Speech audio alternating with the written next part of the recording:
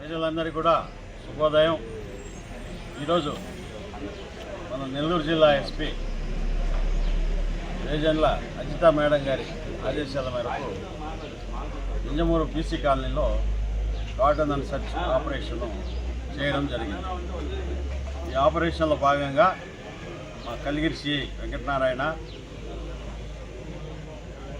Injamuru SI Veera Pratap, Kondapuram SI, Varikuntapadu SI, Udayagiri SI, Kaligiri SI వీళ్ళందరూ కూడా దాదాపు 5 మంది ఎస్ఐలు, ఒక సిఐ, 55 మంది స్టాఫ్, ఒక స్పెషల్ పార్టీ వీళ్ళందరూ కూడా ఈ గార్డెన్ అండ్ సర్చ్లో పాల్గొనడం జరిగింది. ఇది ఉదయం 5 గంటల నుంచి 7 వరకు జరిగింది. మొత్తము బీసీ కాలనీ చుట్టుపక్కలంతా కూడా బయట ఎవరిని పోనీయకుండా మేము బందోబస్తు వేసుకొని స్పెషల్ పార్టీలు ఏర్పాటు చేసుకుని 4 స్పెషల్ పార్టీలు ఇల్లు సెర్చ్ చేయడం జరిగింది. ఇళ్లలో ఎలాంటి మాదక ద్రవ్యాలు ఉన్నా, గంజాయి లాంటివి ఏమన్నా, నాటు సారా ఇలాంటివి ఏమైనా ఉన్నాయి, లేదా వెపన్స్ లాంటివి ఏమైనా ఉంటాయేమన్నా అని చెప్పేసి సెర్చ్ చేయడం జరిగింది. అదే రకంగా కొత్త వ్యక్తులు ఎవరన్నా వచ్చున్నారా, నేరస్తులు ఎవరైనా ఉన్నారనే విషయంలో కూడా ఇల్లు సెర్చ్ చేయడం జరిగింది. ఈ సందర్భంగా 47 2 వీలర్స్ సరైన పత్రాలు వాటికి, 3 ఆటోలు, టోటల్గా 50 వెహికల్స్ సరైన పత్రాలు లేకుండా ఉంటే సీజ్ చేసి పెట్టడం జరిగింది.